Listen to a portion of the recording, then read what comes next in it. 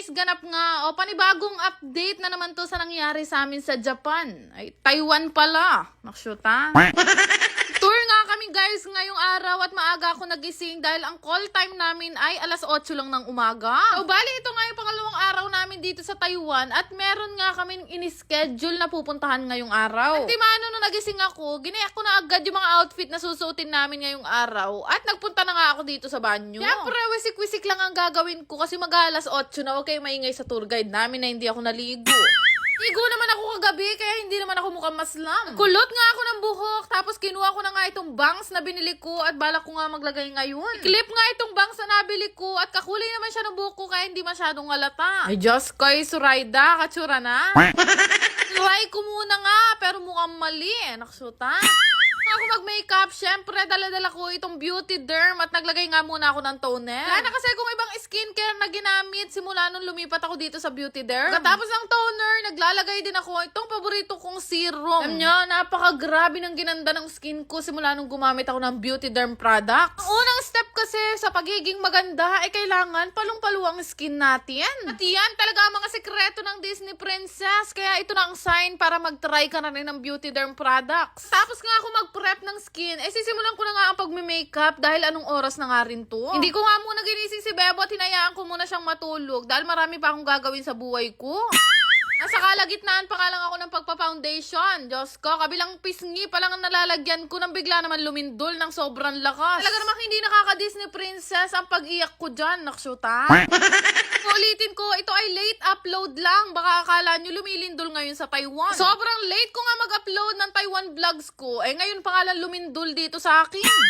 Yun nga, grabe yung experience ko dito sa hotel na to. Diyos ko, yung lindol, napakalakas. From 7th floor, diretso kami sa fire exit pababa dito sa first floor at ine-expect ko nga na marami rin tao dito. Pero mas na-shock ako nung nakita kong kaming dalawa lang ni Bebo ang bumaba. Diyos ko, mga karine, ala pa mo pa si Bebo. Talagang kabilis niya nakatakbo. May rayuma pa yan, ha? Hindi nga kami sa baba ng mga 10 minutes siguro at pag-akyat nga namin dito sa 7th floor, ay yan na naman. Una nga, 7.5 yung magnitude na na-experience namin. Tapos yung aftershock niya, magnitude 5. Lakas-lakas nga rin to, kaya sabi ko kay Bebo, lumabas na ulit kami at bumaba na muna. Kung sa mga Taiwanese nga, normal to. Syempre sa ating mga Pilipino na first time lang makaranas ng ganito sa ibang bansa, abay syempre, hindi namin yung tinuring na normal. Pagbaba nga namin, nagpahinga lang kami doon ng mga 15 minutes, tapos umakyat na naman kami dito sa room. Tinuloy at tinapos ko na nga itong pagmamakeup ko nang makalabas na kami dito sa hotel. Sunod-sunod pa rin talaga yung mga aftershock na nararanasan namin. Kaya sabi ni Bebo, masakit na daw talaga yung rayuman niya, hindi na niya kayang bumaba, kaya maging normal na lang daw sa amin at magpanggap kaming Taiwanese. Ay Diyos ko. Diba? Lumindol na't lahat-lahat. Ikuha ko pang megbangs. Naksyuta. Totoo lang, nag-overthink na rin kasi ako doon sa hotel dahil nga nandun kami sa pinakatuktok. Ay, naya ko na si Bebo lumabas at dito na lang hintayin yung service namin. Picture na nga muna kami gamit yung tripod. Muntik pa kami masagasa. Naksyuta. Kung kakamustahin nyo naman ang lagay namin, okay na okay lang naman kaming dalawa ni Bebo, lalo na ako nakuha ko pang mag-voice over. Tapos nga noon, tinawagan ko na nga to si Kuya Tunet at sinabi ko nga kung nasan kami para dito na nga lang niya kami pick upin. Actually guys, napakarami naming nakaalat na schedule o tourist spot na pupuntahan ngayong araw. Una nga, dinala niya kami dito sa pinakaluma at napakagandang hotel, kaya lang sabi niya mukhang delikado nga daw pumasok dahil sunod-sunod nga ang aftershock. Kaya naman nakapag-decide na nga lang kaming tatlo na wag na nga magtuloy sa tour namin dahil sa bukid nga kami o sa bundok kami mapupunta ngayon. Kahit nga sayang yung bangs ko ngayong araw, inisip pa rin ni Kuya Tunet syempre yung kapakanan namin. Mahirap na, baka hindi ako maikasal next year.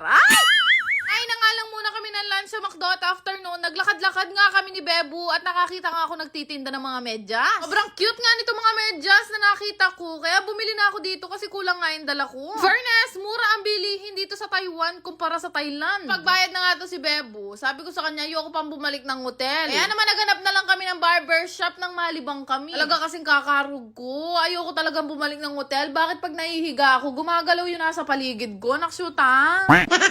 Seryoso guys, sobrang laking trauma ang binigay sa akin nung araw na yan. Kung tatanungin nyo ako kung anong nangyari sa aming day 1 dito sa Taiwan, sana nag-enjoy kayo sa pagbili ko ng medyas at paghahanap ng barbershop. Nagpagupit si Bebo Rugo kahit hindi pa niya kailangan magpagupit. Naksyuta.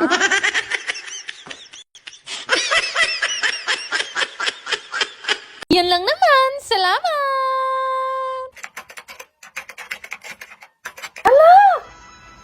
God, ang laki! 23,000! Share ko na din sa inyo, ito pinaglilibangan kong ang laro na MI777. Sobrang daming laro na pwede nyo pagpilian dito, pero ito ay pinagbabawal ko sa mga bata. Libangan ko lang rin to at nilalaro ko lang to kapag ka may extra ko. Nyo guys, napakadali lang laruin nito at minsan nga hindi ko namamalaya na malaki na panay napapalanunan ko. Syempre, gaya ng ibang laro, may nananalo at may natatalo din dito. Swertiyan lang talaga yung labanan dito, pero ngayong araw mukhang sinwerte ako dahil nanalo ako ng halos 100,000. So syempre, hinay lang tayo sa paglalaro at pagtaya. Sabi nga nila, lahat daw ng sobra, bawal. Pero syempre, wala din namang masama kung gusto mo subukan. Kaya kung gusto mo ring itry, lalagay ko na lang yung link sa may comment section.